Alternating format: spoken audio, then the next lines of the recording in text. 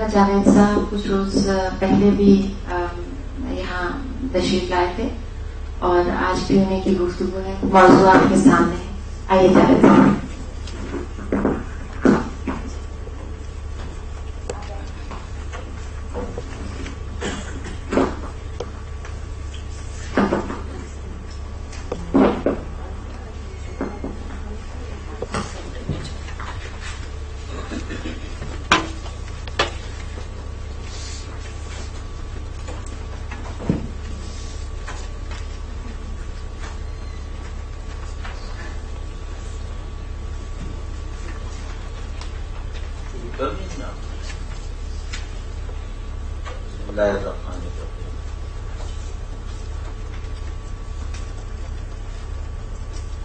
आज हम गालिब की शायरी में निस्बतन गोया तह तक उतरने की कोशिश करेंगे. आज का उन्वान किसी भी बड़े शायर के चौखट को पहचानने के अमल का उन्वान है. जैसे कि गालिब ने खुद बहुत मशहूर है गालिब का ये फकरा जो उन्होंने अपने शागिर्द को लिखा कि शायरी मानी आफरीनी है, काफिया पैमाई नहीं.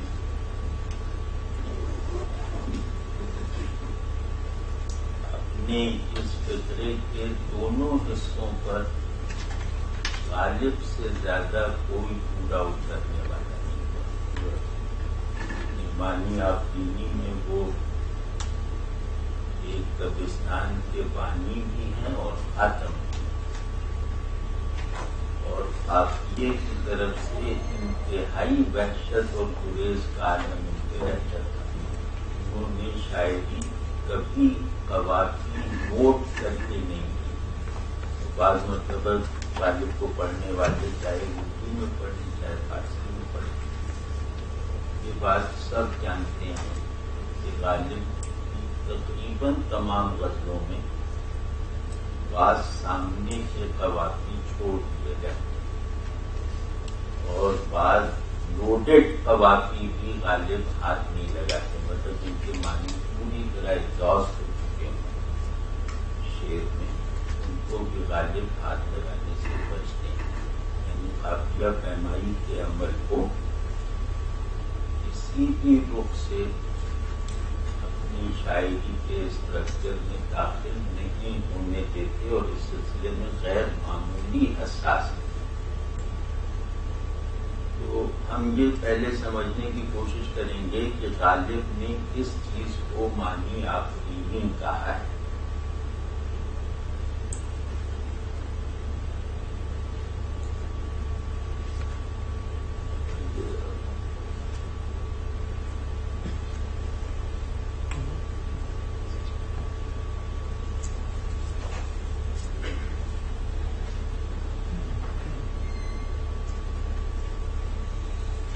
हमारी शेरियात में शायरी के बारे में जो हमारी फनी रिवायत है उसमें दो लफ्ज कभी एक दूसरे से अलग रहते हुए और कभी एक दूसरे के मुतबादिल के तौर पे बहुत कसरत से इस्तेमाल होते हैं.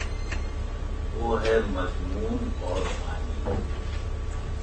कहीं मानी आफरीनी कहकर मजमून आफरीनी को उसमें गोया दाखिल समझा जाता है और कहीं मजमून बंदी या मजमून आफरीनी को मानी जनरेट करने के निजाम के तौर पर इस्तेमाल किया जाता है.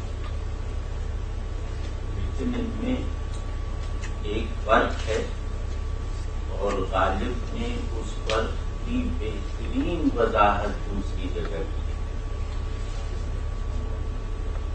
एक जगह गालिब कहते हैं कि मजमून तो शेर के फन पर मुनासिब गिरफ्त रखने वाला बांध ही लेता है,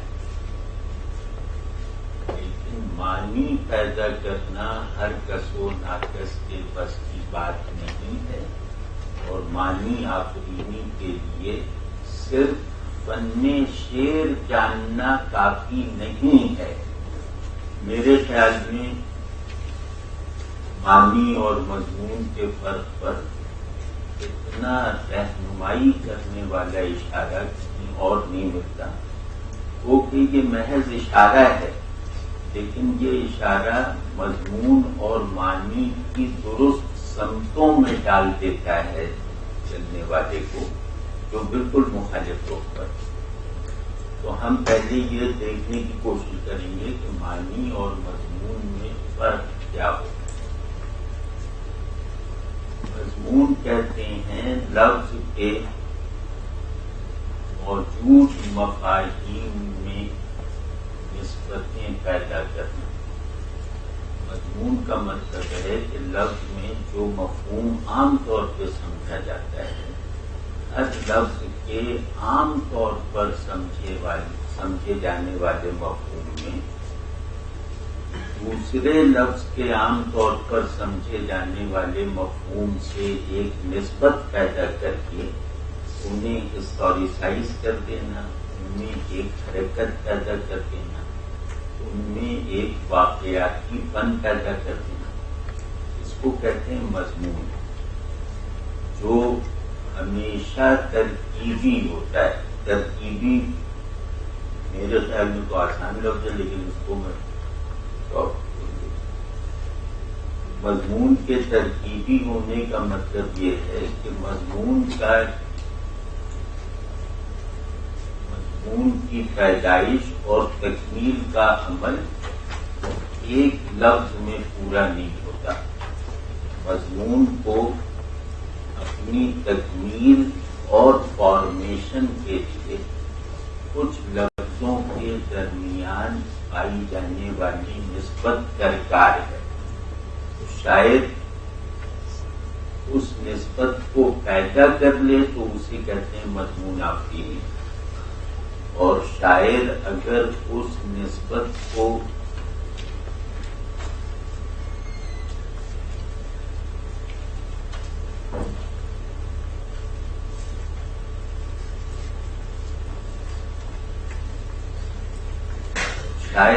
اسی نسبت کو قدرے پیچیدگی اور تہذاری کے ساتھ ایکسپریس کرے تو اسے کہتے ہیں مضمون معنی آفرینی. تو تھوڑا سا ہم اس سے اوپر اٹھیں، کیونکہ معنی اور مضمون محض فنی اصطلاحات نہیں.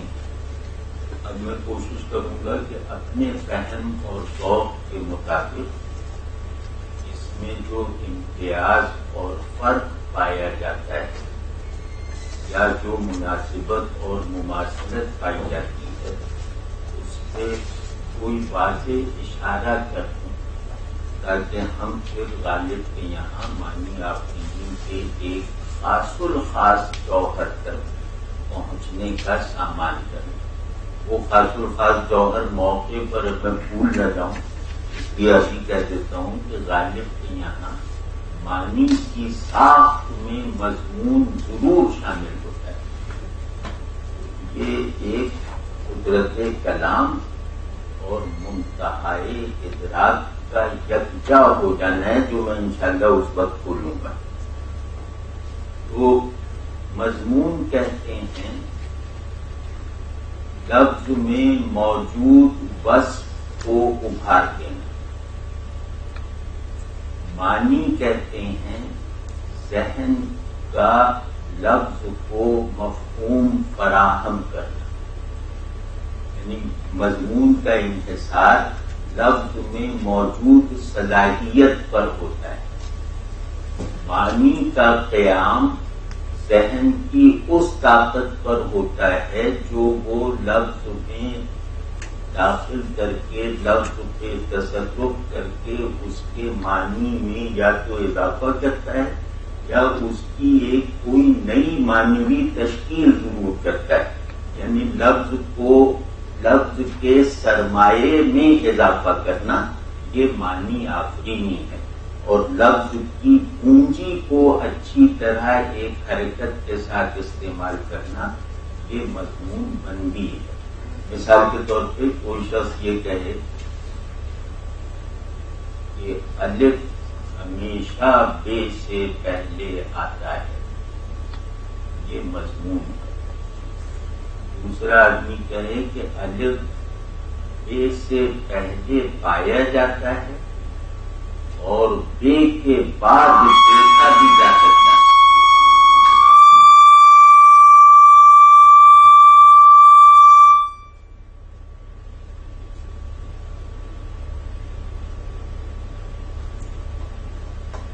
یعنی الف بے سے پہلے بھی پایا جاتا ہے اور بے کے بعد بھی پایا جاتا ہے، یہ مانی، ٹھیک ہے نا؟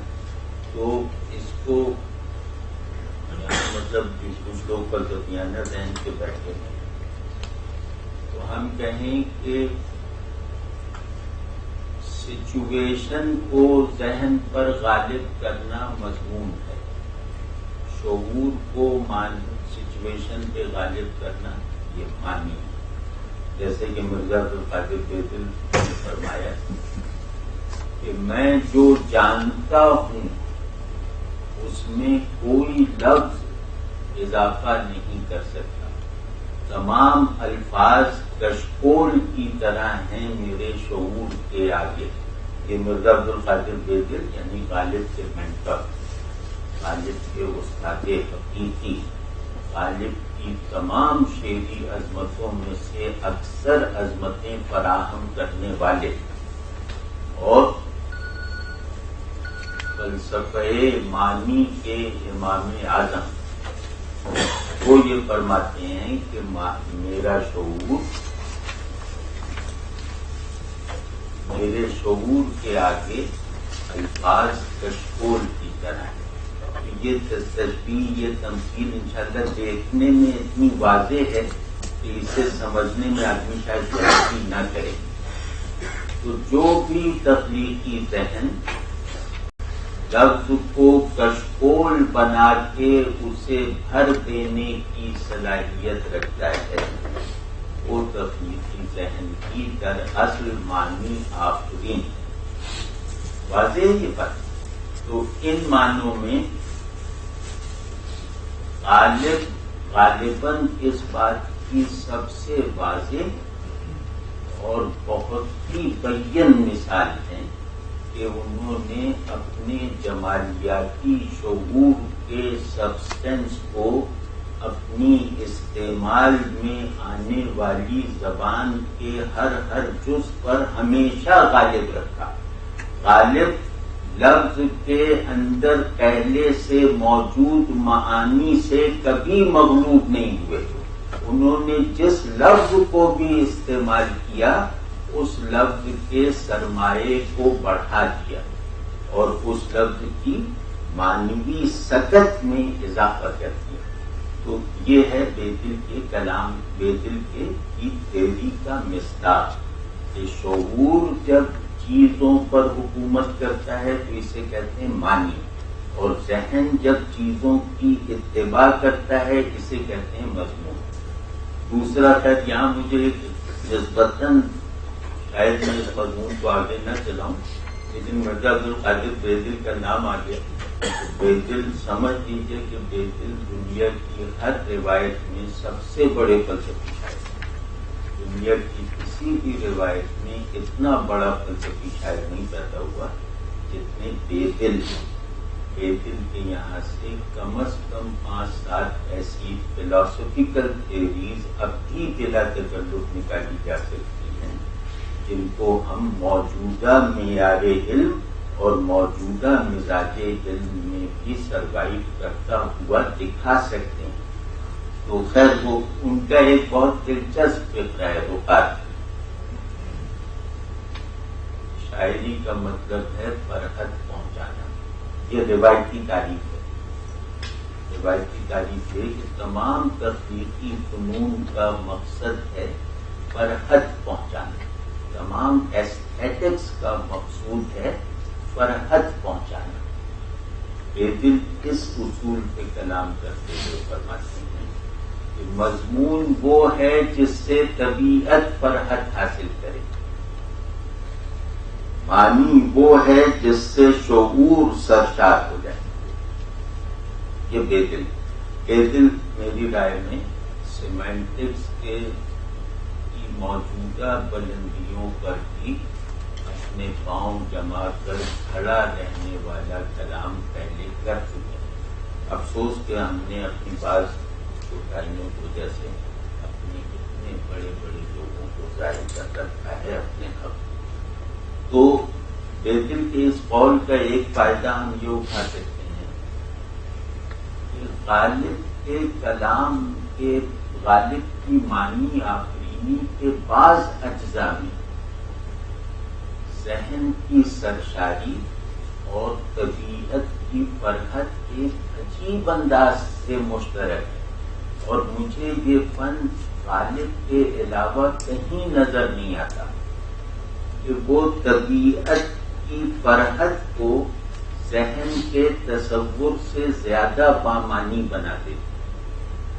یہ جو ان کی معنی آفرینی کا ایک خاص، جیسے مثال تو دل ناداں تجھے ہوا کیا ہے، آخر اس درد کی دوا کیا ہے. ابھی بالکل ایک غیر تربیت یافتہ اور شعری ذوق کے ایک خاص عنصر میں اگر تربیت نہ پائی ہو تو اس کے لیے یہ سپاٹ سا شعر ہے جس کو وہ ایک فقرے کی طرح پڑھ گئی. دل ناداں تجھے ہوا کیا ہے، آخر اس درد کی دوا کیا ہے. لیکن جیسے ہی ہم اس کی ایک پرت اتارتے ہیں تو ایک فرحت کا پہلو یہ ملتا ہے کہ دل ناداں ہی سے پوچھی جا رہی ہے دوا. یعنی وہ دل ناداں جو مریض ہے یا مرض کا سبب ہے اسی سے پوچھ رہے ہیں تھک ہار کے کہ اس کی دوا. آخر کہہ کے گویا معالجے کے دیگر طریقوں کو پوری طرح کھنگالنے کے بعد وہ پوچھ رہا ہے اسی دل ناداں سے کہ کوئی دوا اثر نہیں کرتی، کوئی بتا کہ آخر اس درد کی دوا کیا ہے.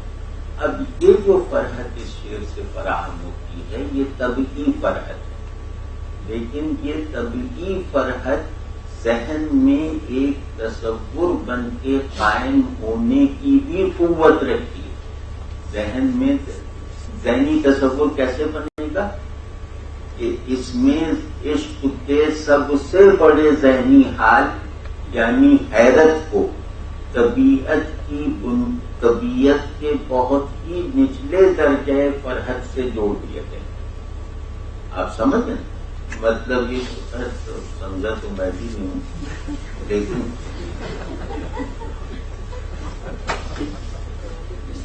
مطلب یہ کہ حیرت خلاصہ عشق، یہ حیرت ذہن میں موجود ہونا اس کا نسبتاً آسانی سے قابل فہم ہے. لیکن اس حیرت، اس دبدے کو طبیعت میں اترتا ہوا دکھا دینا، طبیعت میں جاگزیں دکھا دینا، یہ تقریباً ناممکن کام ہے. اور اس طرح دکھانا کہ شعر کا مقصود یعنی فرحت رسانی باقی رہے. تو یہ تو دل ناداں تجھے ہوا کیا ہے، آخر اس درد کی دوا کیا ہے، یہ پورے اس میں مطلب اس پورے زور میں ذہنی حیرت اور طبیعت کی فرحت جیسے جمع ہو گئی. تو اس طرح اس کی بڑی مثالیں بھی تو میں نے چلتے چلتے ایک مثال دی. تو معنی کے بارے میں ہم یہاں تک پہنچے کہ معنی نام ہے شعور کے لفظ پر غلبے کا، مضمون نام ہے لفظ پر دسترس کا، معنی نام ہے لفظ پر غالب آ جانے کا. اب یہاں سے ہم غالب کی معنی، میں نے کچھ نوٹس لکھے ہوئے ہیں لیکن وہ نوٹس اتنے زیادہ ٹیکنیکل ہیں کہ وہ اس پر تذکرہ کرتے ہوئے بھی تھوڑا ڈر لگ رہا ہے. تو یہ بات امید ہے کہ میں کہنے میں کامیاب ہو سکا ہوں گا کہ لفظ معنی جو ہے وہ لفظ کے تمام امکانات کا ایکسپریس ہو جانا ہے، مضمون الفاظ کی نسبتوں کا بروئے کار آ جانا. اب اس پہلو سے ہم دیکھیں گے کہ غالب میں معنی آفرینی کو اس کی اس تکنیکی، فنی اور تصوراتی سطح پر کن کن بلندیوں پر پہنچایا ہے. اس کے لیے ہم پہلے کوشش یہ کریں گے کہ ہم یہ سمجھ لیں کہ غالب کے یہاں معنی آفرینی کے سانچے کیا ہیں، غالب کے یہاں معنی کی کون سی نوع ہے جس کو وہ پیدا کرتے ہیں، اور غالب معنی آفرینی کے عمل میں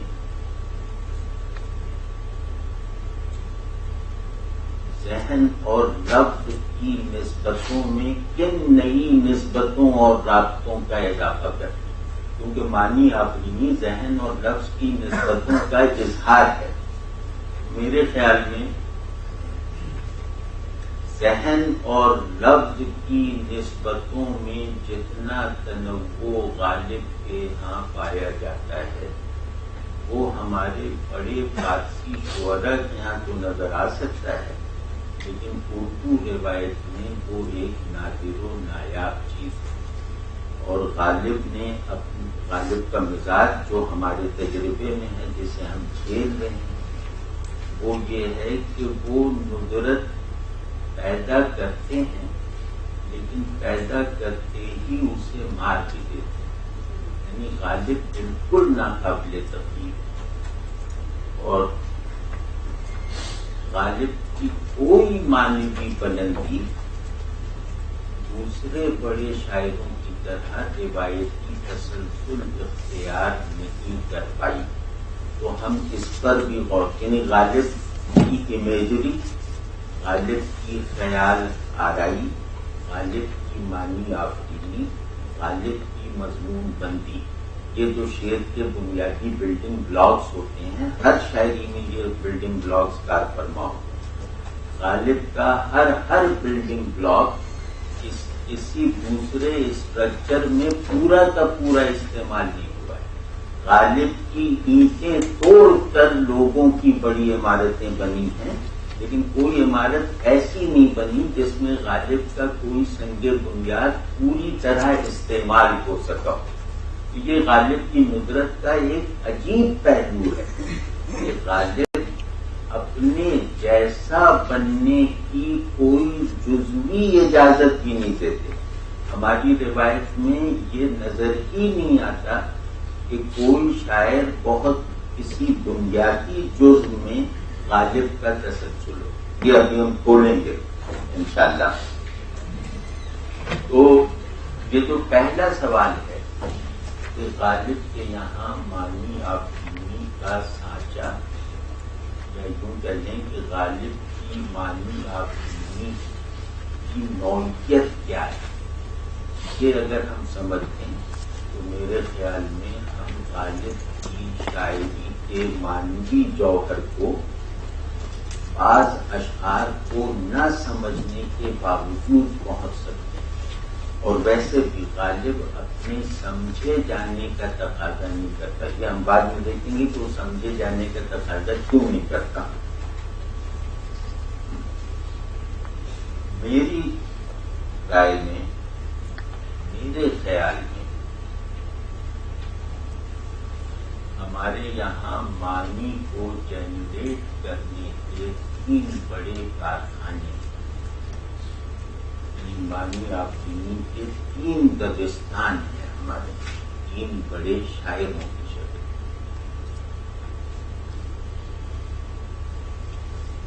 ایک ہے جہاں معنی احوال بنتے ہیں، جہاں معنی ذہنی تصورات کی بجائے احوال بنتے ہیں، کیفیات بنتے ہیں، احساسات بنتے ہیں. اس میں وضاحت کی تو ضرورت ہوگی کہ معنی کا احوال بننا اور معنی کا تصورات بننا کیا ہے، لیکن وہ ہم روانی میں کرتے چلے جائیں. تو معانی کو محسوسات بنانا، یہ لفظ اور انسان کا جو مجموعی شعور ہے اس پر قدرت کے منتہا پر میسر آتا ہے.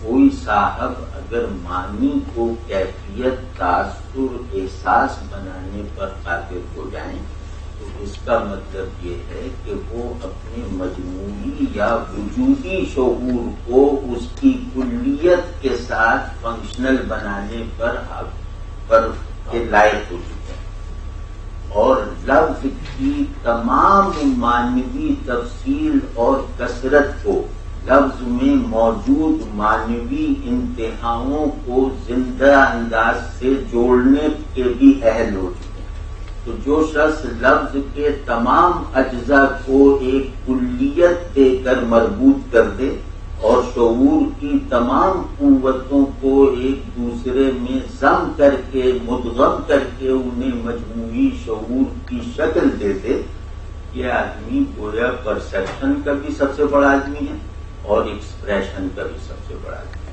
تو بڑی شاعری ہائٹ آف پرسیپشن اور ہائٹ آف ایکسپریشن کے یکجا ہو جانے سے پیدا ہو۔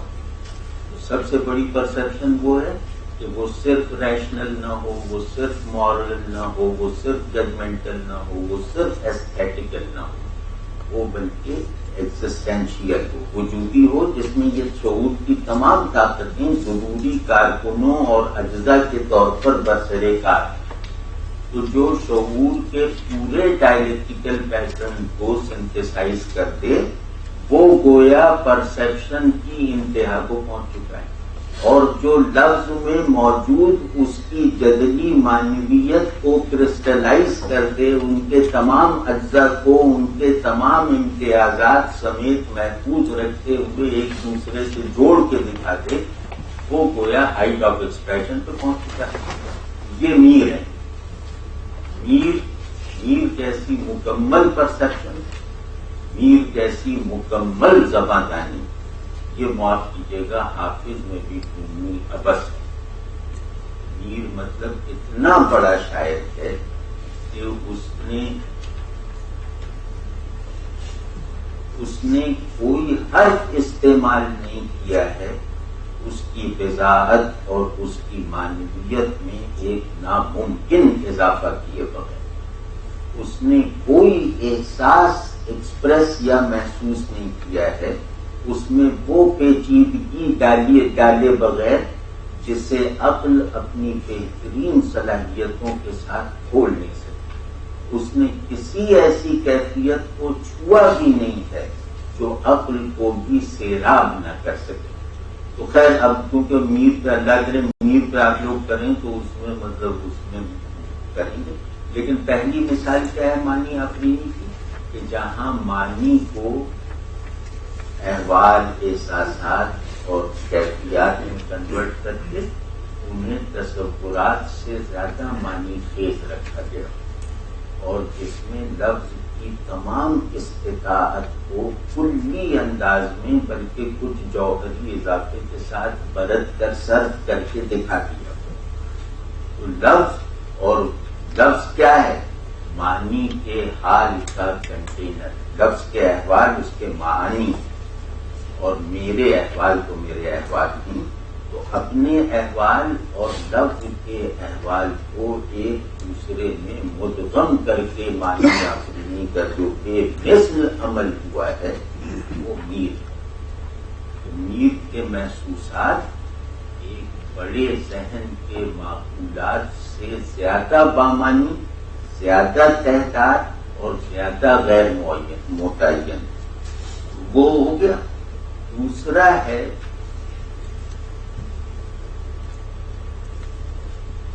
کہ ذرا سا پیچیدہ سی بات ہے، اس کو مطلب کم از کم میں اس طرح تو کہہ سکوں کہ خود سمجھ لوں۔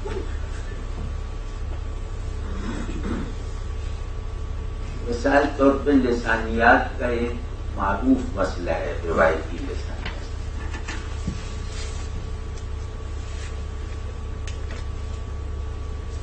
لفظ میں معنی فارمز کی طرح ہوتے ہیں جن کو شعور مکمل کرتا ہے۔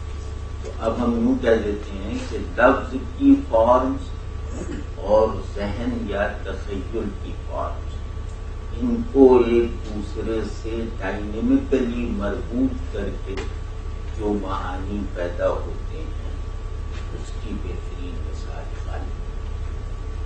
غالب اپنے تخیل کو لفظ کی مانوی استعداد پر حاکم اور حاوی اور غالب کر کے دکھاتا ہے. لفظ میں صورت بننے کی جتنی بھی صلاحیت پائی جاتی ہے، غالب اس صلاحیت کو اپنے تخیل کی تعمیر میں ہر مرتبہ استعمال کر کے دکھاتے ہیں. واضح ہے یہ بات کہ گویا تخیل کا لفظ، پچھلی مرتبہ تو خیر اس پہ گفتگو ہوئی تھی کہ غالب کا تخیل کیا ہے. تخیل کہتے ہی مختصراً اسے ہیں کہ شعور کی وہ قوت جس میں معنی اور حقیقتیں فارمز کی شکل میں محفوظ ہیں، امیجز. تو ذہن میں موجود امیجز کو لفظ میں پائی جانے والی امیجری سے مربوط کر کے ان کے غالب کر دینا، یہ غالب کا انداز معنی آفرینی ہے. غالب معانی کو مصور کرتے ہیں. غالب تمام دقیق عقلی تصورات کو امیج بنا دینے کی قابلیت رکھتے ہیں. تو غالب کی معنی آفرینی کے جو سب سے ضروری جز کے طور پہ دیکھنا چاہیے وہ ہے ان کی امیجری. غالب کا امیج ان کی معنی آفرینی کا معجزہ ہوتا ہے، اور اسی وجہ سے غالب کی امیجری کا یہ حال ہے کہ امیجز کا ایک بہت ہی بڑا خزانہ اپنے کاندھے پر لاد کر انہوں نے بے شمار ایسی امیجز خلق کر کے دکھائی ہیں جو اس پورے خزانے پر اضافہ ہے، اور جس کی سطح کو برقرار رکھتے ہوئے امیج بنانے کا عمل آگے جاری نہیں رہ سکا، یا امیج کی اس خصوصیت معنویت کو آگے مسلسل رکھنے کا کوئی سامان نہیں ہو سکا. تو غالب وہ آدمی ہے جو میر کی طرح طبیعت سے معنی آفرینی نہیں کرتا بلکہ تخیل سے معنی آفرینی کرتا ہے، اور تخیل کا وظیفہ یہ ہے کہ وہ حقائق کو فارم بناتا ہے. تیسرا ہے، اس کو کہتے ہیں معنی آفرینی، ٹرانسینڈنٹ معنی آفرینی، جو میں تیسرا بتانے چاہ رہا ہوں. لفظ کے معنی اور ذہن کی استعداد کو شعور اور لفظ دونوں سے ماورا ہو کر کرسٹلائز کر دینا، سنتھسائز کر دینا. یعنی لفظ میں موجود معنویت اور ذہن میں موجود معانی کو ایک دوسرے سے جوڑ کر اپنی اپنی حد سے باہر نکال کے مکمل کرنا. یعنی معنی مکمل ہوئے شے سے بھی باہر ہو کر، لفظ سے بھی باہر ہو کر، اور ذہن سے بھی ماورا ہو کر. تو اس کو کہتے ہیں ٹرانسینڈنٹ معنی آفرینی، جس کے لیے شعور اپنے ماورا میں ضم ہوتا ہے، لفظ اپنے مافوق میں صرف ہو جاتا ہے. اس کی مثال ہے اقبال. اقبال اس کو مطلب جیسے یعقوبسن کی اصطلاح ہے نا، ججمنٹل معنی آفرینی، ججمنٹل سیمینٹسزم. اقبال کی معنی آفرینی ججمنٹل ہے. اقبال کی معنی آفرینی میں نہ ابہام پایا جاتا ہے، جو معنی آفرینی کا روایتی طور پر ایک بہت ضروری عنصر ہے. اقبال نے اس انتہائی ضروری عنصر سے فائدہ اٹھائے بغیر تمام معانی کو ذہن کے ایک لمحے ادراک کی تحویل میں دے دینے کا جو کارنامہ انجام دیا ہے وہ ان سے پہلے نہیں پایا جاتا. تو واضح نہیں بات یا نہیں واضح؟ تو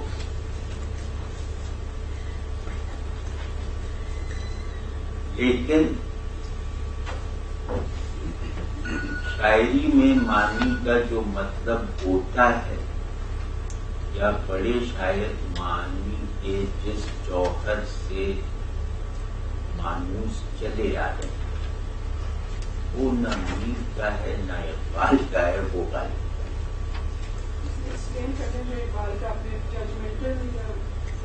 لیکن معنی جہاں پہ کسی سب نیریٹوز کی طرح ایک میٹا نیریٹو میں ڈھل جائے.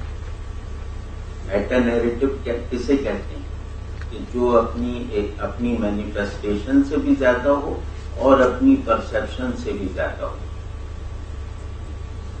اقبال کے یہاں معنی ایک پہلے سے موجود ایک میٹا نیریٹو کی تشکیل نو کا عمل کرتا ہے. اس نیریٹو کی جمالیاتی تشکیل نو کا عمل بھی کرتا ہے. تو یہ چیز جو ہے وہ اقبال کے علاوہ ہماری اردو شعری روایت میں غالب کے مماثلوں سے زیادہ نایاب ہے. یعنی اقبال کی معنی آفرینی میں انفرادیت غالباً اقبال کی معنی آفرینی میں انفرادیت سے زیادہ مطلب اقبال زیادہ محکم ہے اس انفرادیت. لیکن ہم کیونکہ غالب ایک ایسا آدمی ہے جو اپنی تحسین کے کسی بھی معیار کو غیر شعری اور غیر جمالیاتی نہیں ہونے دیتا. اقبال کی تحسین کے بہت سارے معیارات غیر شعری ہیں، لیکن غالب کی تحسین کا ایک معیار بھی غیر شعری نہیں.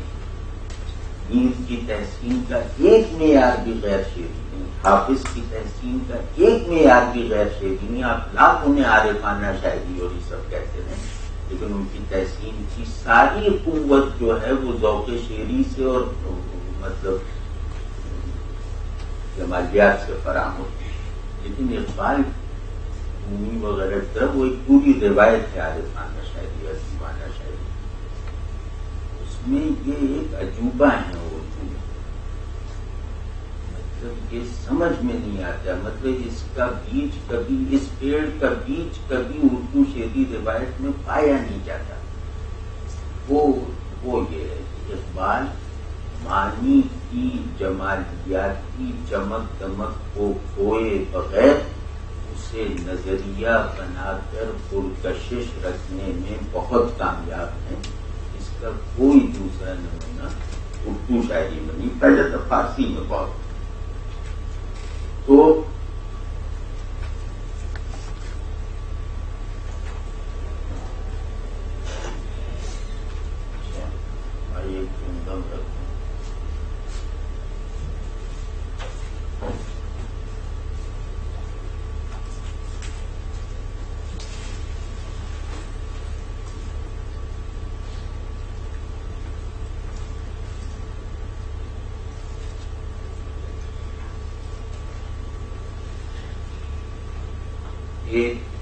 ایک مبحث ہے، ایک تھیوری ہے اور جدید تھیوری ہے، معنی کی جمالیاتی تشکیل.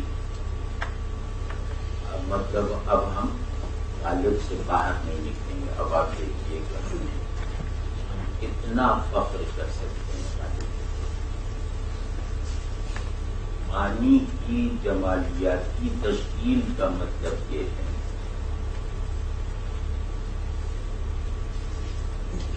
شعور کی تمام فیکلٹیز کا ہر کانٹینٹ معنی. بس معنی کی یہ تعریف گویا بالکل سادہ اور صاف ہے. ذہن کے کانٹینٹ کو معنی ہے، ٹھیک ہے نا. تو شعور کی کئی قسمیں ہیں. عقلی شعور ہے، مذہبی شعور ہے، اخلاقی شعور ہے، جمالیاتی شعور. ان سب کے جو مستقل کانٹینٹس ہیں ان کو معنی کہا جائے گا. معنی کی جمالیاتی تشکیل کا مطلب یہ ہے کہ ذہن کا سبسٹنس آف میننگ فلنس جو ہے وہ جمالیاتی شعور فراہم کرے شعور کی دیگر فیکلٹیز. یعنی جمالیاتی شعور سے پیدا ہونے والا معنی عقلی شعور کی طلب معنی کی تسکین کرتے ہیں، اخلاقی شعور کی استعداد معنی کو فلفل کرتے، مذہبی شعور کی پرواز کے لیے فضا میں وسعت بڑھاتے. اس کو کہتے ہیں معنی کی جمالیاتی تشکیل. اور ٹیکنیکل ٹرمز میں اس کو کہا جاتا ہے प्रेजेंस देना, मानी की जमालियाती तश्कील एक्ट ऑफ प्रेजेंस को कहते हैं। तो जितना भी मैं अपने तसव्वुरात को प्रेजेंस देने में कामयाब होगा, उतना मैं मानी की जमालियाती तश्कील से ओहदा बरा हूंगा। मेरी राय में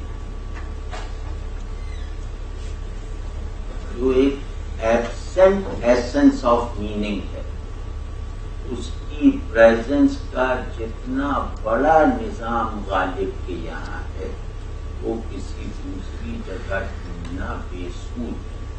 गालिब ने प्रेजेंस को फिक्सिटी से बचाया है। अब मतलब मैं ये बात 2 मरतबा कहूं तो मुझे वजह आ जाएगा, ये इतनी बड़ी बात है कि गालिब ने मानी की जमालियाती तश्कील में एक ऐसे नामुमकिन वस्फ को कैच करके दिखाया है जो मतलब बड़े बड़े शायरों का ख्वाब तो हो सकता है, अमल में नहीं आ सकता। वो ये है कि उन्होंने मीनिंग की प्रेजेंस को, वो प्रेजेंस जो वो जमालियाती शऊर की कुव्वत से दे रहे हैं, जमालियाती शऊर से पैदा होने वाली प्रेजेंस ऑफ मीनिंग फिक्स्ड नहीं है, वो किसी भी किनारों से महदूद नहीं है, वो कुछ हुदूद से इबारत नहीं है। उनमें एक जो नॉन फिक्सिटी पैदा करना, मेरी राय में ये गालिब की मानी आफरीनी का बुनियादी जौहर भी है और हासिल भी है। मैं अभी अर्ज करता हूँ कि वो उसकी मिसालें ताकि अर्ज कर दूँ कि प्रेजेंस का मतलब ही फिक्सिटी होता है। प्रेजेंस है ही इसलिए कि वो फिक्स हो जाए ताकि लाइफ के इदराक हो जाए। मिसाल तौर पर जी कुछ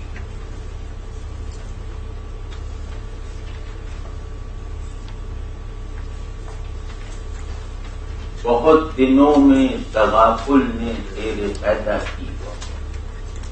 ये मैं शेर इसकी तजदीद के लिए नहीं पढ़ रहा, मैं इसके सबूत के लिए पढ़ रहा हूं कि वो प्रेजेंस की फिक्सिटी को कैसे तोड़ता है। और प्रेजेंस की फिक्सिटी को वो एब्स्ट्रैक्ट करके नहीं तोड़ता, बल्कि शिद्दते इजहार से तोड़ता है। मतलब गालिब अजीब आदमी है कि आप समझ लें कि उसकी प्रेजेंस का मादा गैब है, वो प्रेजेंस के अमल में गैब से वफादार रहता है, वो प्रेजेंस की हर सतह को गैब से मगलूब रखता है। इसको हम कह रहे हैं कि प्रेजेंस को फिक्स ना होने देना। मिसाल तौर पर एक शेर है, बहुत दिनों में तगाफुल ने शेर पैदा की, वो एक निगाह जो बज़ाहिर निगाह से कम है। अब इस शेर की जो सूरतें और हालतें आप तसव्वुर करें, फर्ज करें, महसूस करने की कोशिश करें, ये शेर हमेशा आगे खड़ा रहे। यानी आप इसको महसूस करने की कोशिश करेंगे तो आपको लगेगा कि आपको एक नया निज़ाम एहसासात दरकार है इसके साथ हम कदमी के लिए। आप इसको मुसव्वर करने की, तसव्वुर करने की कोशिश करेंगे तो आपको लगेगा कि इसका वो कैनवस है ही नहीं जो कैनवस मेरा जहन इस्तेमाल करने का आदी है। आप इसको एक शायराना तहलील और तज्जिये के कवानीन के मुताबिक इमेज समझ के इसका तज्जिया करने की कोशिश करेंगे तो आपको साफ लगेगा कि ये इमेज शुरू तो हो जाती है, खत्म कहीं नहीं होती। और बिल्कुल सादा सा शेर है, वो एक निगाह जो बज़ाहिर निगाह से कम है, इसको कैच करने का, इसको रीनरेट करने का, इसको शरह करने का, इसको अपनी गिरफ्त में लेने का कोई जाविया हमारे पास मौजूद नहीं है और किसी भी सतह पे मौजूद नहीं। ना हम इस शेर में कारफरमा एहसास को मुकम्मल कर सकते हैं, ना हम इस शेर से उभरने वाली तस्वीर को मुकम्मल कर सकते हैं। इसको कैसे या और कैसे मत करो।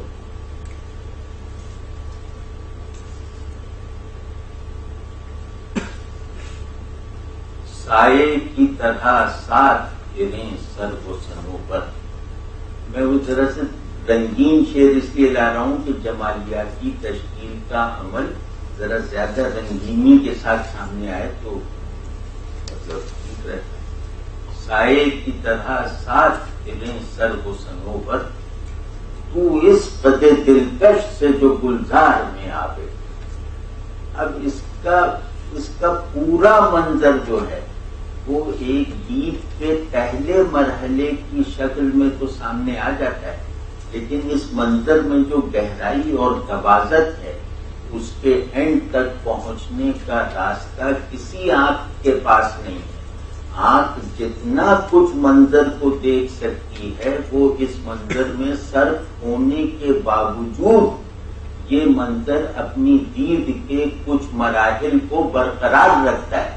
اب اس سے بڑا کارنامہ کیا ہوگا کہ میں ایک ایسا منظر بنا دوں جس میں آپ کی ساری بصارت صرف بھی ہو جائے، اس کے باوجود اس کے منظر ہونے کے بعد بہت ضروری گوشے ایسا لگے کہ یہ میں ایکسپلور نہیں کر سکتا۔ یعنی منظر اگر استعداد نگاہ سے بڑھ جائے تو اس کو ہم کہیں گے کہ یہ منظر فکسٹی نہیں رکھتا۔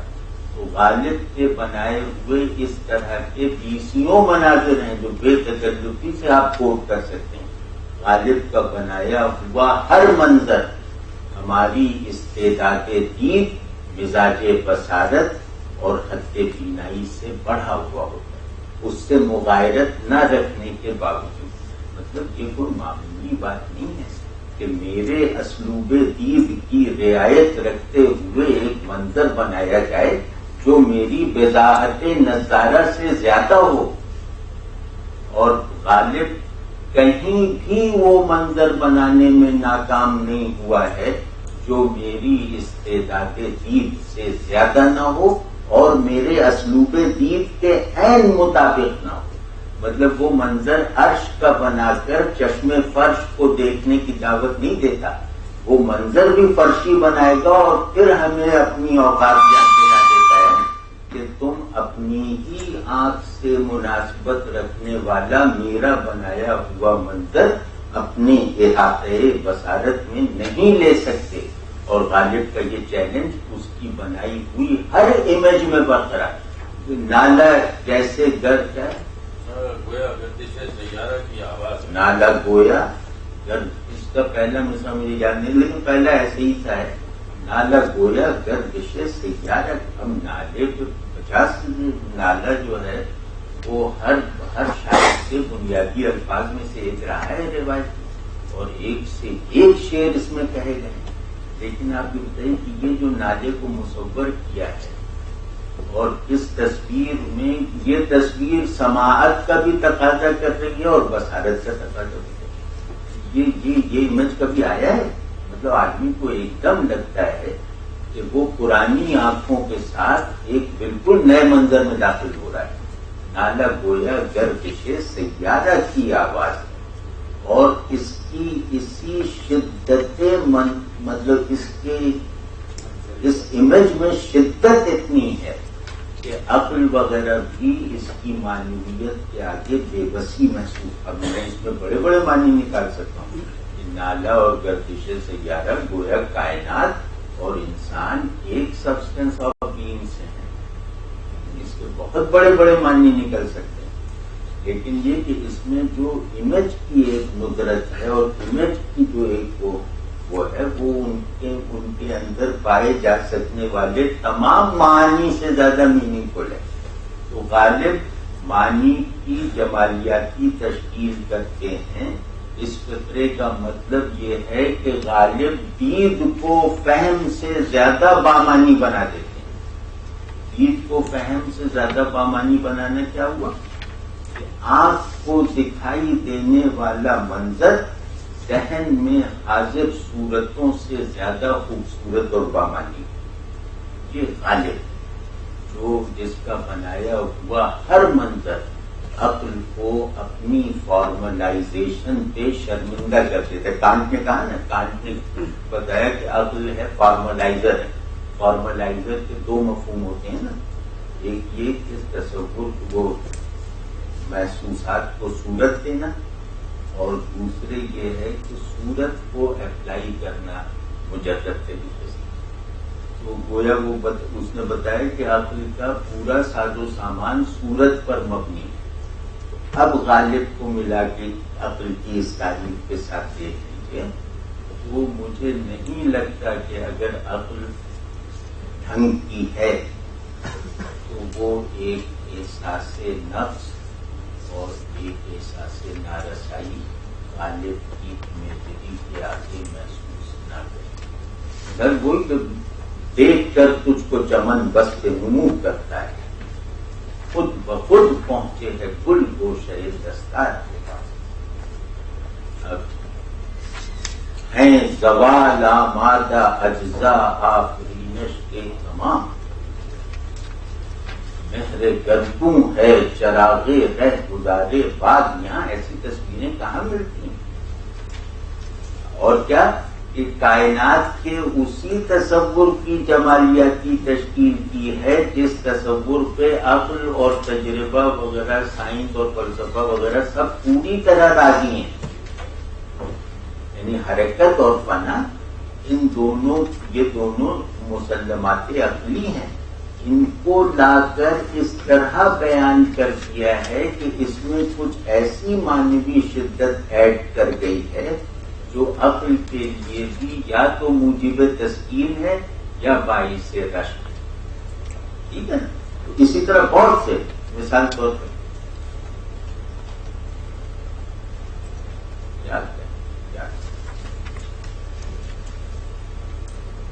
ہے رنگ لالو گل نسریں جدا جدا، یہ مثل شعر ہے رنگ لالو گل نسریں جدا جدا، ہر رنگ میں بہار کا اثبات چاہیے۔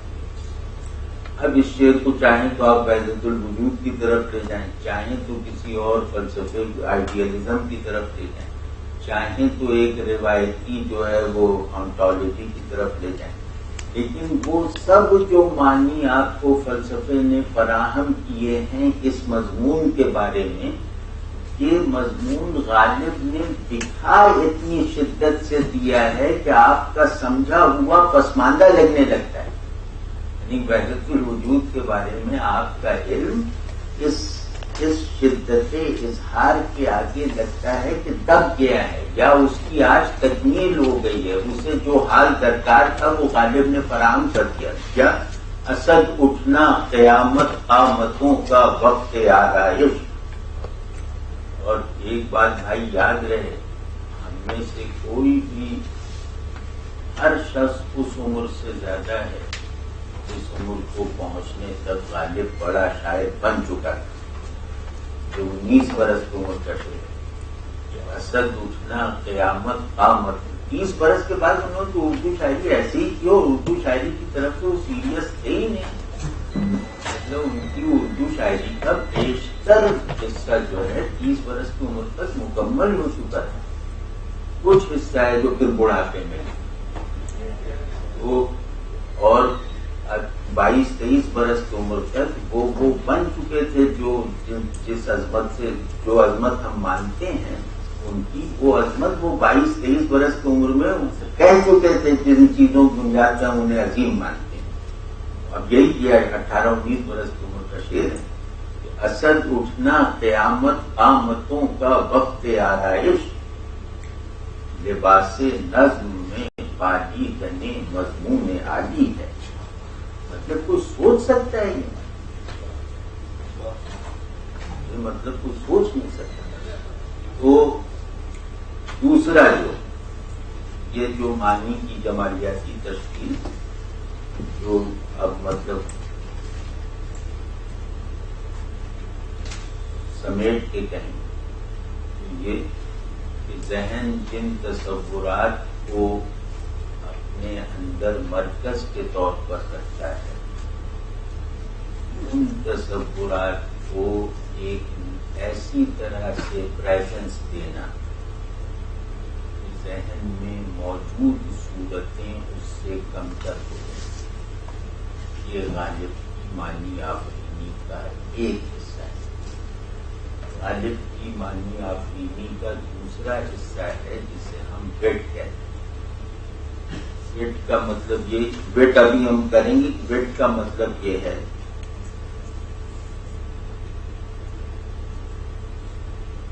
फॉर्म्स के जबरी कनेक्शन को तोड़, शायरी में बिट कहते हैं सूरतों के दरमियान एक जबरी ताल्लुक है, लाजमी ताल्लुक है, जिसके हम आदी हैं अपनी परसेप्शन में भी, अपने अमल में भी, अपने ज़ौक़ में भी।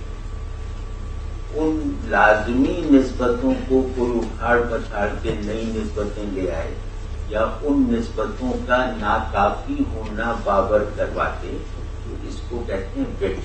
बिट कहते हैं सूरतों की रीअरेंजमेंट को, सूरतों के बासी हो जाने का इजाला करने। सूरतें जो हैं वो बासी हो जाती हैं। एक आदमी आता है, वो उनके बासीपन को दूर कर देता है, तो उसे हम कहेंगे कि ये बिट वाला आदमी है। तो गालिब के यहाँ ये बिट है और इसमें भी वो लाशरीक है। बिट में कोई है ही नहीं है। कुछ इब्तदाई मिसालें सौदा की हैं, या सौदा के दो शेर तरफ सुन लीजिएगा वो, क्योंकि सौदा पे कभी क्लास वगैरह नहीं होगी, वो मुझे मालूम जाए न चले। सौदा बहुत बड़ा शायर और बिट में गालिब का पेशरो।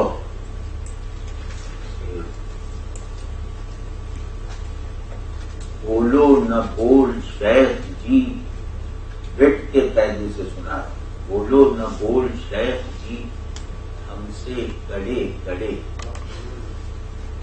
यहाँ चट किए हैं इससे हमामे बड़े बड़े। अब देखिए, ये तो बिट एक और अंदाज की हो गई। अब इसी बिट को आप एक सबलाइम हालत में देखिए, यही बिट है जिसने ये शेर किया था। और ये उर्दू शायरी की आबरू जिन शेरों से वाबस्ता है, उनमें से है ये शेर जो अब मैं सुनाऊंगा। आमद ने तेरे बाग में जा खत्ते बंदगी, लिखवा लिया है सर्वे चमन से खड़े खड़े। ये बिट तो या ये कि वो गिरे है शेख इतराता कि मैं दुनिया से मुंह मोड़ा, इलाही इनने दाही के सिवा किस चीज को छोड़ा। ये अब लेकिन क्या, फिर सौदा की जो इस तरह की बिट है वो हजबिया है, तंजिया है। गालिब की बिट हजबिया और तंजिया बहुत कम है। गालिब की बिट आरिफाना है और इस्तेहजाइया है, एक आरिफाना वक़ार के साथ, एक तमाशबीन के तंज की तरह वो नहीं है, बल्कि वो एक आरिफाना इस्तेहजा है जो बुलंद होकर चीजों पे हंसता है। गालिब जैसी भी कहानी वो शेर कोई सा भी, सताइश कर है जाहिद इस कदर जिस बाग रिज़वान। या ये शेर नज़ीरी कहता तो फख्र करता, नज़ीरी के रंग का शेर है तो फख्र करता है। सताइश गर है जाहिद इस कदर का कोई जवाब है, ला महदूद को इस कदर में बांधा है। सताइश गर है जाहिद इस कदर जिस बाग रिज़वान का, वो एक गुलदस्ता है हम बेखुदों के ताके निसियां। मतलब हद हो गई है, हद हो गई, मतलब हद हो गई। जन्नत की तहकीर की है, लेकिन उसके मुसल्लमा मर्तबे को छेड़े बगैर। जन्नत की तहकीर उसकी बुलंदी को गिराए बगैर नहीं है, बल्कि उस बुलंदी के उस तरफ जाकर कुछ मुंतहाओं तक रसाई हासिल करने के बाद है। यानी सताइश कर है जाहिद इस कदर जिस बागे रिज़वान का, वो एक गुलदस्ता है हम बेखुदों के ताके निसियां। मैं जरा इसको खोल दूं तो पता चले कि याकुल के लिए कैसे मुजीब दस्ती है। जाहिद कहते हैं जिसने दुनिया को जन्नत के लिए छोड़ा हो। कह रहे हैं कि जाहिद ने दुनिया जन्नत के लिए छोड़ दी और हमारे लिए मुसीबत बन गया है। आदमी गैर हाजिर के लिए हाजिर को छोड़ देना, तो गैर हाजिर के लिए वो बहुत बड़ी बड़ी तस्वीरें बनाता है, बड़े बड़े मनाजिर उसके तस्वीर करता है। کہہ رہے ہیں کہ یہ معمولی استعداد کا آدمی ہے، یہ دنیا کو چھوڑ کے جنت کے گن گا رہا ہے اور جنت کی جو تفصیلات بتا رہا ہے وہ اسی سے مجھے کراہت محسوس ہوتی، مطلب اس کی مطلوبہ جنت اتنی خوبصورت ہے ہی نہیں جتنی خوبصورت میں میز اور کرسی کو بنا لیتا ہوں، ٹھیک ہے؟ تو اب یہ کہہ رہے ہیں کہ یہ وہ آدمی ہے جو کنکر کو ہاتھ سے پھینک کر مطالبہ کرتا ہے کہ مجھے ہیرے کی کان دے دو. یہ دنیا کو اس طرح اس نے چھوڑا ہے جیسے ہم آپ کنکر پتھر چھوڑتے ہیں، اور جنت کو اس طرح مانتا ہے کہ وہ اپنے کنکر چھوڑنے کی مجبوری مانگ رہا ہے کہ مجھے ہیرے کی کان دے دو. یہ جو عدم توازن ہے، اس نے جنت کی جو تصویر اس کے ذہن میں بنائی ہے اس میں بھی کوئی کشش اور حسن باقی نہیں رہا ہے، اور اس کی بنائی ہوئی تصویر حسن کی لازمی کوالٹیز سے میچ ہی نہیں کرتی. اب میں بتاتا ہوں اس میں انسیٹ کیا ہے. حسن کی لازمی تعریف ہے کشش اور ہیبت، ان میں سے اگر ایک چیز بھی لیک کرے گی تو وہ حسن نہیں. اس کی تعریف میں ایک معمولی ہیل کے لیے درکار چھوٹے سے مقناطیس جیسی کشش اور کچھ بھی. ہیبت تو ہے ہی نہیں، گرینڈر تو ہے ہی نہیں. یہ ستائش گر ہے ظاہر اس قدر جس باغ رضوان کے بھی دو معنی. باغ رضوان مطلب ہے کہ رضوان دروگا ہے، باغبان ہے اس باغ کا، رضوان جو فرشتہ ہے. دوسرے یہ کہ خوشنودی کا باغ، وہ قرآن شریف سے اس کی ترمیم تھی. کہہ رہے ہیں کہ اس کی خوشنودی ہو یا اس کا باغ ہو، اس کے تمام تصورات بس کر دیتے ہیں، اور یہ بات ایسے ہی. اب یہ کیسے نہیں چھوڑا آپ نے، میں نے پوری غالب میں تو ظاہر کی عزت کرتا ہوں.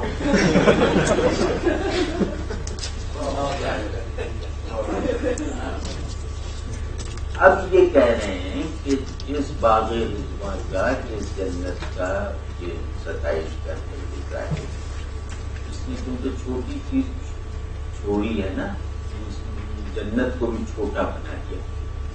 وہ جو اس کی بتائی ہوئی جنت ہے وہ ہم بے خودوں کے طاقے نسیاں میں رکھا ہوا ایک گلدستہ ہے، اور اس کی خوبصورتی ناقابل برداشت ہے.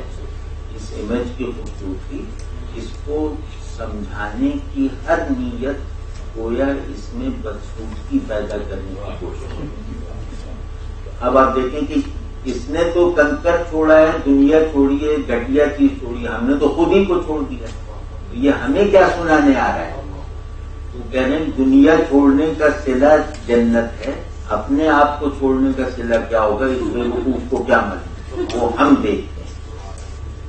تو دنیا چھوڑنے کا صلہ ادھار ہے، خود کو چھوڑنے کا صلہ نقد ہے. تو میں جو نقد صلہ ایسا رکھتا ہوں جو جنت سے 1000 گنا اونچا ہے، کہ یہ چھوٹی سی ایک ادھار چیز کی لیپا پوٹی کر کے جو یہ اناڑی پن سے میرے سامنے پیش کر رہا ہے، اس کو میں کہاں رکھوں گا. تو دوسرے یہ کہ جو کاسمک سبسٹینس ہے وہ میری خود شناسی کے تابع ہے. میں جب خود کو چھوڑتا ہوں تو میں گویا ایک کاسمک آرڈر کو چھوڑ دیتا ہوں. یہ میری چھوڑی ہوئی منزلیں میرے لیے مطلوب بنا رہا ہے. یہ ہے تو یہ ہے غالب کا معنی. جو بٹ والا کیا وہ نماز کا وقت ہو مجھے بتا دیجیے گا.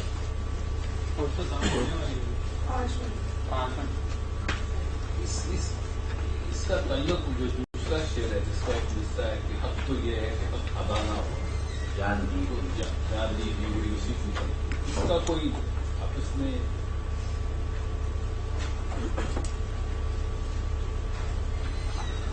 میری سمجھ میں آئے، لیکن آپ کے ذہن میں کچھ ہو تو بتا دیجیے. میں وہی وہ جو ادھار والی بات ہے کہ آپ کہہ رہے ہیں کہ جان دے دو، لیکن جان دینا بذات خود تو اتنی بڑی بات نہیں ہے. آپ اس جان سے کیا کرتے ہیں اور واپس کیا دیتے ہیں وہ بڑی بات ہے. بالکل اب تو یہ ہے کہ آتا ہے. اس طرح اور بہت سی جیسے اس کی ایک مثال میر کی ہے، لیکن وہ بٹ نہیں ہے. وہ سمجھیں کہ وہ آدمی کی وجودی تکمیل جیسا کوئی عمل ہے، بہت ہی بڑے پیمانے پر، کیونکہ میر کا کمال یہ ہے کہ وہ زبان کی روزمرہ سطح کو شعور کی عارفانہ انتہاؤں سے جوڑ دے، یعنی ان کو ایک عام آدمی میں پیدا ہونے والی کیفیت کو وہ ایک خاص آدمی میں پیدا ہونے والے حال سے ملا دیتے ہیں۔ یہ میر کا ایک خاص انداز اور ہر شعری میں ہے تقریباً۔ یہ جیسے اس کو اگر غالب کہتا تو تھوڑا سا تیکھا بنا دیتا، لیکن یہ وٹ کا ایک عارفانہ وٹ کا اچھا نمونہ ہے۔ وجہ بیگانگی نہیں معلوم، تم جہاں کے ہو وہاں کے، مطلب اس میں کچھ بھی آپ سوائے حیران ہونے کا آپ کچھ کہیں کہ وجہ، اور پھر لفظ رعایتیں لفظوں کی، پھر ان کے معنی کے شیڈز، اور پھر ان کی نچلے درجے کی روشن، اوپر کی منزلیں بھی سب منور۔ تو وٹ کہتے ہی اسے، وٹ کہتے ہیں طبیعت اور ذہن میں توازن قائم کر دینا، طبیعت کو ذہن سے منحرف نہ ہونے دینا اور ذہن کو طبیعت سے اجتناب برتنے سے روک دینا، یعنی طبیعی فرحت ذہن کی حالت بنانے پہ جو شخص قادر ہو وہ وٹی ہے۔ تو غالب کے علاوہ یہ چیز ہمیں میر وغیرہ کے یہاں بھی نظر نہیں آتی کہ وہ طبیعت کی حالت کو، طبیعت کی فرحت کو نماز کی حالت بنا دیتی، اور یہ وٹ ہے۔ اور تیسرا جو پہلو ہے غالب کا، اور جہاں مطلب یہ بمشکل مکمل کر کے اب نماز پڑھنے جائیں، تو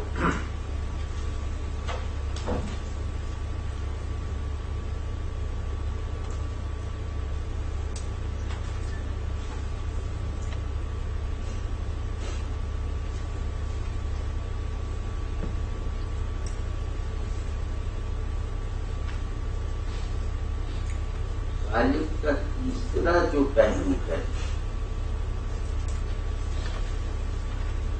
وہ ہے مسلمہ تصورات کو ناکافی بنانا۔ معنی آفرینی کا جواز یہی ہوتا ہے، نئے معنی کا جواز کیا ہے کہ پرانے معنی اب ناکافی ہیں، کہ ریلیونٹ ہیں یا غلط ہیں، ٹھیک ہے نا؟ تو غالب معنی آفرینی کے اس منطقی اور سائنسی جواز کو بھی سرد کر کے دکھاتے ہیں۔ وہ میں کچھ مثالیں عرض کروں گا کہ غالب ذہن میں مسلمات کے درجے کا درجہ رکھنے والے معانی میں بھی کوئی فلا دکھا دیتے ہیں، کوئی خلا دکھا دیتے ہیں، کوئی کمی دکھا دیتے ہیں، اور یہ انتہائی وٹی آدمی کا آخری کام ہو سکتا ہے کہ وہ ذہن کے موجود مسلمات کو ذہن کی سیرابی کا ذریعہ بننے کی بجائے قیاس بڑھانے کا وسیلہ بنا دے۔ غالب کا یہ بہت بڑا احسان ہے ہماری ٹوٹل پرسپشن پہ کہ انہوں نے شعور کی سیرابی کے نظام کو شعور کی تشنگی کے اسباب میں بدل کے دکھا دیا۔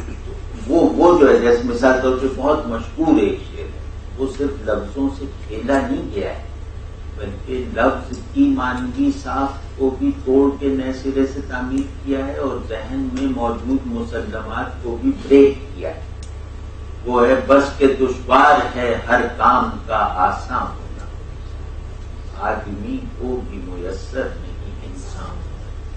یعنی چیزیں آپ سمجھیں کتنی بڑی بات ہے کہ آدمی کو بھی میسر نہیں انسان ہونا، کہ میں اپنی وجودی بنیاد پر قائم ہوتے ہوئے بھی اس وجودی بنیاد پر قائم نہیں ہوں۔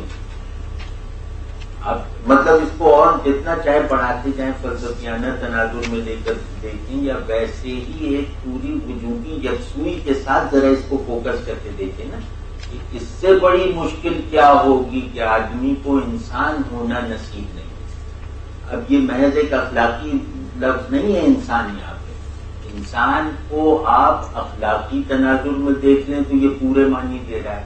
انسان کو فلسفیانہ تناظر میں دیکھنے تو یہ پورے معنی دے رہا ہے، اور انسان کو آپ صوفیانہ ڈیفینیشن کے ساتھ دیکھ لیں تو یہ پورے معنی دے رہا ہے. یعنی انسان کے ایک لفظ میں ابن عربی کا انسان بھی آ گیا، افلاطون کا بھی آ گیا، اسپینوزا کا بھی آ گیا، مجدد صاحب کا بھی آ گیا. یعنی انسان اپنے تمام دستیاب تصورات اور آئیڈیلز کے ساتھ غالب کے اس انسان میں کھپا ہوا ہے اور صرف ہو چکا ہے. اتنا لفظ کو اس کے تمام چینبن شیڈز سمیت استعمال کرنا یہ بہت مشکل کام ہے، اور پھر اس میں ایک نیا عنصر، اس میں تازگی کا ایک نیا جوہر داخل کر دیں. آپ کبھی سوچ سکتے تھے کہ آدمی اور انسان میں جو فرق آپ کے ذہن میں پایا جاتا ہے اس فرق کو اس طرح کی دلیل کا مسئلہ بھی بنایا جا سکتا ہوگا؟ یا ملنا اگر تیرا نہیں آسان تو سہل ہے، دشوار تو یہی ہے کہ دشوار ہی نہیں. یہ جو ایک بہت ہی گہری سائیکک پیچیدگی وہ سامنے کے مضامین میں پیدا کرتے ہیں، یہ غالب کے اندر معنی آفرینی کا تیسرا سورس ہے. تو میرا خیال ہے یہ تینی اگر ہمارے قابو میں آ جائیں بہت، ویسے 5 ہیں.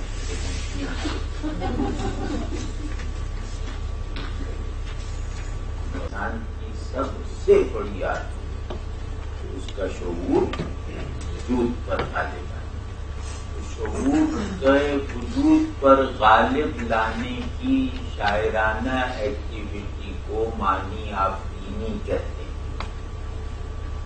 معنی آفرینی کا مطلب ہے کہ آپ اپنی جمالیاتی قوت سے چیزوں کو ان کے گیون وجودی تناظر اور پرسپیکٹو سے زیادہ مکمل کر دیں، باہر نکال دیں، تو اس کو کہیں گے معنی آفرینی. اسکیم آف تھنگس کی ارینجمنٹ کو کہیں گے مضمون آفرینی. ٹھیک ہے نا؟ تو غالب نے شے فی الشعور کو شے فی الوجود سے زیادہ مکمل کر کے دکھا دیا، اور اس میں وہ ذرہ برابر ناکام ہے. چیزیں اس کے جمالیاتی شعور کی تحویل میں آ کر اپنی وجودی تنگنائیوں سے نکل جاتی ہیں. یہ ہے اس کا کمال. اور دوسرا ہمارے ایک استاد کے اللہ مغفرت فرمائے بہت ہی ماہر فن آتے، ایسے لوگ اب کم. وہ ہمارے پرائمری اسکول کے استاد تھے. بات ہم نے پرائمری اسکول میں نہیں سنی، لیکن پڑھا ان سے پرائمری اسکول میں. بات میں میاں مضمون وہ ہے جو جی کو اچھا لگے، معنی وہ ہے جو دماغ کو شکر کرے. یہ وہ بیدل والی بات کو کتنے ہیں اس سے. تو غالب وہ ہے جو جی کو اچھا لگنے کا سامان بھی بہت رکھتا ہے، اور دماغ کو مضبوط کرنے کی تو وہاں پر ایک کارخانہ لگا ہوا.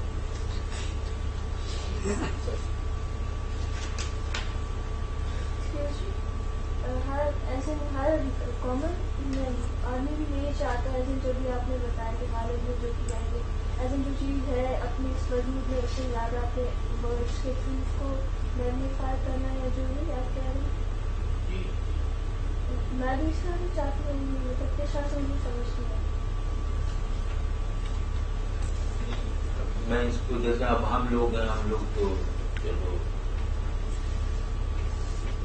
ہماری طلب ہمارے اصول سے زیادہ پرکشش ہے، ہماری طلب زیادہ بڑی ہے ہمارے اصول سے، ہماری پیاس زیادہ سچی ہے ہماری سیرابی سے. سیرابی کو محسوس کرنے کا نظام میرا محدود ہے. پیاس کا احساس کرنے والا جو نظام ہے وہ ہمگیر ہے، بہت وسیع ہے، بہت پیچیدہ ہے. پیاس جو ہے وہ بہت بڑی ہوتی ہے سیرابی سے، احساس میں بھی، تصور میں بھی اور مشاہدے میں بھی. صحرا کا سراب صحرا کی ندی سے زیادہ بڑا، زیادہ خوبصورت، زیادہ پرکشش ہوتا ہے۔ سراب نہ ہو تو صحرا 2 کوڑی کا نہیں ہے، چاہے اس کو 50 دریا بہے۔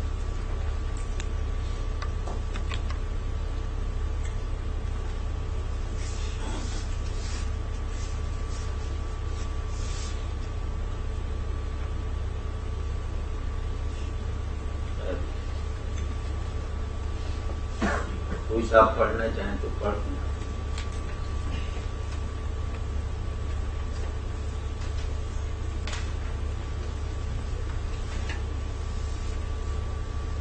بالکل شعر ہیں یہ پڑھنی، اس میں وہ ہمارے آج کے موضوع والی بات کیا جائے۔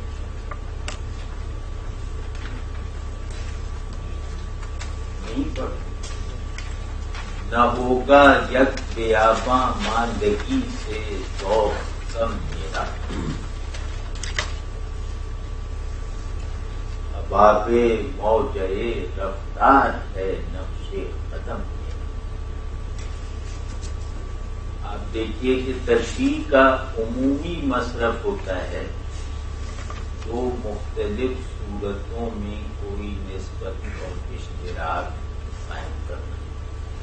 تشبیہ جو ہے وہ صورت کی فارمل توسیع کرتی ہے، یہ تشبیہ کا عام کام ہے۔ ایک صورت میں توسیع کر کے اس کو دوسری صورت سے برج اپ کرتے نا، اور اس میں صورت ہونے کے بعد عناصر ایک دوسرے سے لین دین کی حالت میں جاری دکھا دیں۔ یہ تشبیہ اس آدمی کو دیکھیے کہ کیا ذہن تھا، یہ تشبیہ سے وہ معنی پیدا کرتا ہے جو علامتوں سے ہوتی ہے۔ تشبیہ کی کو سمبل بنانا یہ معمولی کام نہیں ہوتا۔ اب یہاں حباب موجے رفتار جو ہے وہ تشبیہ، یعنی تشبیہ والا کلام، یا میرا نقش قدم جیسے حباب موجے رفتار ہے، لیکن یہ کہ اس میں جیسے کا ہونا جو ہے نا وہ بالکل ہی غائب ہو گیا، اور مطلب یہ میرے پسندیدہ ترین شعروں کی جو آخری فہرست ہے اس میں یہ شعر شامل ہے۔ نہ ہوگا یک بیاباں مان، یعنی ایک بیاباں میں پڑاؤ کر لینے سے۔ اچھا اس میں ٹرک دیکھیے، بیاباں ماندگی کا عام مطلب یہ ہوگا نا کہ ایک بیاباں میں آدمی گر پڑا، پڑاؤ کر لیا، پھر کیا اس کو اپنا مسکن بنا لیا۔ یہاں یہ دوسری بات کہہ رہے ہیں، مطلب اس معنی کو استعمال کرتے ہوئے یہاں ماندگی کا مطلب ہے سر کرنا۔ ایک بیاباں کو سر کر لینے سے یا ایک بیاباں کو سیر کر کے وہاں ٹک جانے سے، ایک بیاباں ماندگی کا مطلب یہ ہوا۔ اب یہ کیا وہ معنی بھی بڑھا دیے نا، یہ مطلب تو ہوتا ہے یہاں مطلب یہ کہ ایک بیاباں کو سیر کر کے اس میں ٹک جانے سے میرا ذوق سفر اور شوق طلب کم نہ ہوگا، یعنی میرے جنون کی فعلیت میں کمی یا سکون واقع نہیں ہوگا، کیونکہ میرا چلنا جو ہے، میرا چلنا کوئی تم لوگوں کے چلنے کی طرح تھوڑی ہے، میری منزل تم لوگوں کی منزلوں کی طرح نہیں ہے۔ میرے چلنے سے بننے والا نقش قدم جو ہے وہ بھی موجے رفتار پہ بننے والا بلبلا ہے۔ میں وہ حرکت محض ہوں جس نے اپنے ذوق حرکت سے راستے کو بھی متحرک کر دیا اور منزل کو بھی متحرک کیا ہوا ہے۔ مطلب یہ حد ہے اس کے، میں اس میں اس اٹیمپٹ میں نہیں پڑھنا چاہتا کہ یہ شعر سمجھاؤ، میں یہ کوشش مطلب میری خواہش یہ ہے کہ آپ اس کو تصویر کی طرح دیکھ۔ غالب کی تمام مشکلات سے ضروری حد تک عہدہ برا ہونے کی ایک عملی ترکیب یہ ہے کہ آپ ان کے اس طرح کے شعروں کو دیکھنے کی کوشش کیا کیجیے، ایک منظر بنا لینا تو آپ اس شعر سے مانوس ہو جائیں گے، چاہے اسے بتا سکنے کے قابل سمجھ نہ ہو۔ تو اس کو بھی آپ ایک تصویر کی طرح بنا کے دیکھیں نا، تو ایسا لگتا ہے کہ یہ کائنات جو ہے یہ یہی موجۂ رفتار بن گئی ہے اس دجلے حرکت کی جو خود غالب ہے. بہت بڑی امیج ہے, بہت ہی بڑی امیج, اور حرکت پر غالب سے بڑی شیر نہیں ہے. حرکت انفسی اور حرکت قوم, یعنی حرکت اپنی حقیقت میں, حرکت اپنی حیثیت. اس کا عارف جمالیاتی سطح پر غالب جیسا کو ہیں کہ ان کا بہت محبوب تھیم ہے. مثال طور پہ ہر قدم دور یہ منزل ہے نمایاں مجھ سے, میری رفتار سے بھاگے ہے تیرا موسم. عجیب و غریب ہے یہ مطلب, عجیب و غریب ہے. اور غالب میں آپ نے دیکھا کیا کہہ رہا ہے, وہ ہائیسٹ میننگ فلنس کو ایبسرڈائز کرتا ہے. یعنی غالب سے زیادہ جدید ہونا آج کے آدمی کے لیے ممکن نہیں ہے. یہ ہائیسٹ کانسیپٹ ہے نا, اس کو ایبسرڈائز کرے, میری رفتار سے بھاگے ہے میرا. اب مطلب کہ تو اس طرح ہوتی نا, آپ کو جاب کر دیں کچھ ہم بتا, یہ تو میرے ذمہ تو نہیں ہے.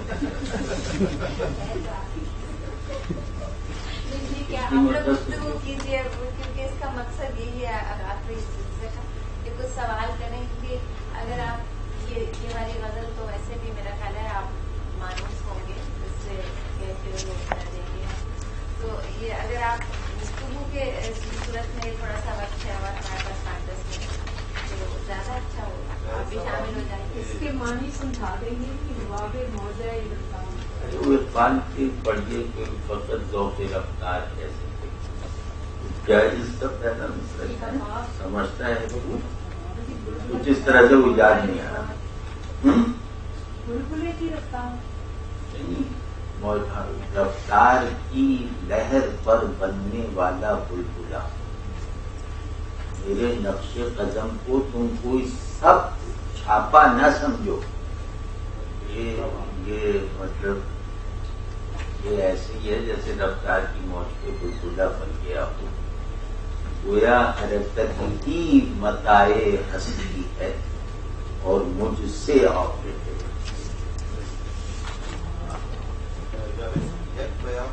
وہ بھی ہو سکتا ہے جو سب کی شاعروں کے وہاں اس طرح سے وہ سارا یا اس سے زیادہ ایسی ماندگی جو پورے بیاباں میں بھی نہیں سما سکتی اور ماورائے بیاباں اس سے بڑی صحیح میں جب جو ہے صحیح میں اب یا تو وہ تو سرکنڈی والے تو یہ کہ بیاباں بھر ماندگی وہ نکلتا ہے, وہ ہاں وہ تو سر میں یہ محسوس کر رہا ہوں کہ ماندگی کا تعین اس میں سب سے زیادہ بنیادی ہے. اس سے کیا مراد ہے, کیونکہ ماندگی جو ہمارے یہاں روایت میں آتا ہے مثلاً موت ایک ماندگی کا وقفہ ہے, یعنی آگے چلے تو ماندگی رہ جانا, چلنے کے برٹ بالکل یا کھڑا ہو کر رہ جانا. تو اس میں جو تضاد اس نے رکھا ہے جو اس میں آتا ہے ہے کہ اگر ایک بیاباں ہر سکن بھی آ جائے تب بھی میرا ذوق رفتار کم نہیں ہو سکتا. اور اس نے جو دی ہے ایک طرح کی تفصیل وہ یہ ہے کہ نقش قدم اگرچہ ماندگی کی علامت ہے, نقش قدم جہاں بن گیا وہیں کا وہیں رہ گیا, آگے نہیں جا سکتا. لیکن اسے کہا کہ میرا نقش قدم بھی اباب یا بلبلے کی طرح ہے جو موجہ رفتار پر بنا ہوا ہے اور نقش قدم ہونے کے باوجود تھما نہیں رہ سکتا بلکہ آگے جائے گا. تو یہ شاید اس میں زیادہ یہی ہے. اس کیس میں پہلے مصرے کو دو معنی میں لے سکتے ہیں کہ اگر بیابان بھر تھکن بھی مجھ پر وارد ہو جائے تو بھی میرا ذوق سفر جو ہے وہ کم نہیں ہوگا, بہت ہوتا ہے.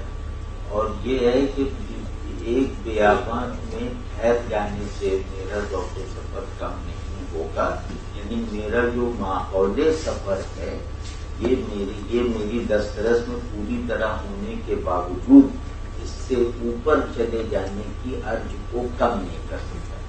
یہ قرینہ بھی لیکن یہ کہ یہ جو یک بیاباں ماندگی کو فارسی ذوق پہ پڑھی نا تو وہ یہ ہے کہ دھکن چھوٹی نہیں بلکہ پورے صحرا جتنی دھکن ہی میرا ماحول ہستی کیوں نہ بن جائے پھر بھی میرا ذوق حرکت مان سے پڑے. بس میں ناظرہ بتا رانی کی چیز ایک چمن کو ایک نیا ستم نارے ایک دکانے میں ہر کے معنی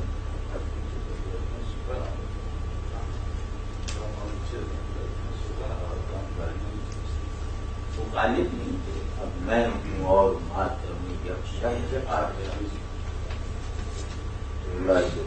آئی محبت کی چمن سے لیکن اب یہ بے دماغی ہے کہ موجے دور دور سے ناچ میں یہ بے دماغی یہ صاحب کے یہاں بھی بہت ہے. اس بے دماغی میں اور بد دماغی میں کیا بہت ضرور سکتی ہے. بد دماغی بیزاری کا اظہار ہے. بے دماغی بیزاری کا احساس ہے. اور اس میں ایک رعایت بھی ہے.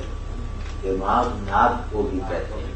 ناک میں آتا ہے مطلب بڑے پختہ ہر پھول بیٹھی ہوئی ہے محبت کی چمن سے. لیکن اب یہ بے دماغی موجے پورے دل سے ناک میں آتا ہے. اب اس کو آپ جہاں چاہے جہاں پھیلا عام سطح پر کہ یہی چمن تھا اور یہ ایک گھنٹے دور تھا.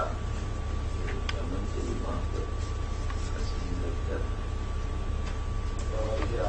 اب یعنی جب وصال کا ماحول تھا تو چمن سے مطلب اس کو کھولتے چل جائیے اور کچھ نکالی فراق کے عالم میں گئی اس طرح ہو.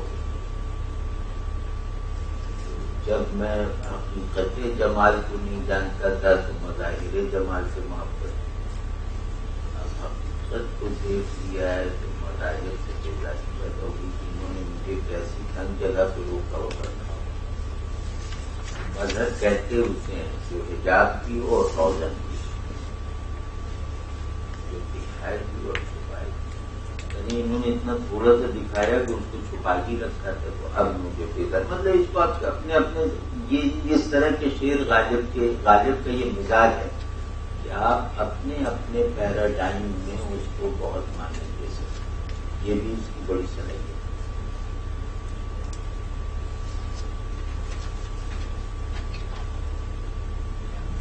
کیا وہ میر کا ہے نا پھول لگے کرنے ادھر ہم نے جب دل آزم کا گلستان سے گزر ہم نے کیا پھول لگے کرنے اور جب منہ نہ ادھر. بہت شکریہ.